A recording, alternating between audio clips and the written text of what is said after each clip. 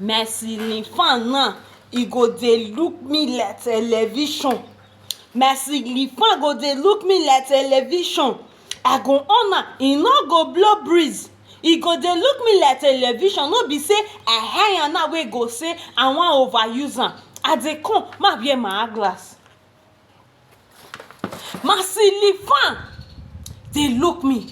Make una help me beg Mercy Lifan.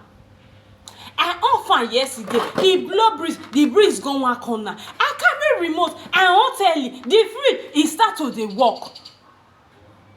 Now the fan e don head for back of pot. I no know wetin I go do. E be like say I go go return am. I go go return am for Akpakpava wey I for buy am.